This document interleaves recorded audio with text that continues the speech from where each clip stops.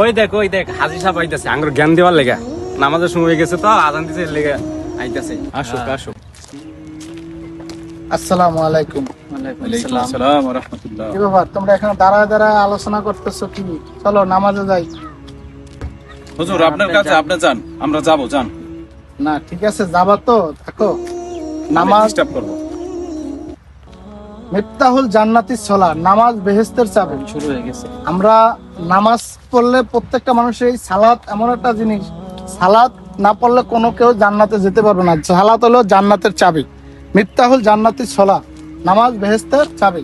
চলো আমরা যদি নামাজটা ঠিক মতন আদায় করতে পারি, দেখো একটানা যদি তুমি 41 দিন নামাজ পড়তে পারো, তোমার ভিতরে যে খারাপ মুভমেন্ট, তুমি কিন্তু তাহলে আর এই কথাটা বলতা না যে আপনি যান আমরা আসতেছি।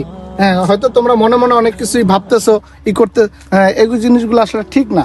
চলো নামাজ। হুজুর আমরা সব জানি, আপনি জান তো হুজুর, যান। ঠিক আছে, আমরা চলো। একটু গল্প করতেছি, গল্পটা করতে দেন, আমরা জান তো। গল্প করার সময় আছে, নামাজের সময় গেলে নামাজ পাবা না। নামাজের সবসময় জামাতের সাথে আমাদের নামাজ আদায় করতে হবে। নামাজের সময় গেলে কিন্তু নামাজ পাবা না। কিন্তু গল্পর সময়টা সারাদিন, সারা 24 ঘন্টার ভিতরে আমাদের কিন্তু 18 ঘন্টায় দিন এবং সন্ধ্যা, আমরা কিন্তু 6 ঘন্টা ঘুমাই। এই 6 ঘন্টার ভিতরে হ্যাঁ মাত্র 5 ওয়াক্ত নামাজে সর্বোচ্চ 15 মিনিট করে আমাদের যদি আমরা সময় আল্লাহর পিছে ব্যয় করি, ঠিক আছে, তা একটু মাথা চিন্তা করো, তাহলে কিন্তু দেখবা যে আল্লাহ তোমাদেরকে এই অল্প আমলি নাজাতের জন্য যথেষ্ট হইব। খয়রুকুম মানতা আল্লামাল কোরআন ও আল্লামা।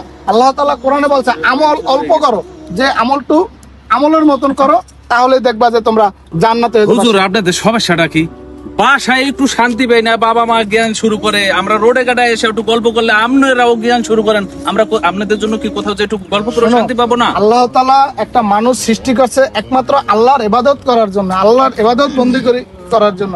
এই ক্ষেত্রে তোমরা আল্লাহর ইবাদত বন্দেগী করবা, দিনের কাজও করবা, কিন্তু আল্লাহ তো বলছে যে তোমরা সারা দিন আমার কাজ করার দরকার নাই, তোমরা মাত্র দিনের ভিতরে 50 মিনিট আল্লাহর কাজে ব্যয় করো, সারাদিনে 1 ঘন্টা আল্লাহর কাজে ব্যয় করো, দেখবা যে আল্লাহ তোমাদেরকে রাজি খুশি করবে।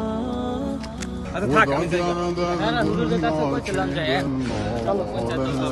চলো আল্লাহ কারে কোন জায়গা দিয়া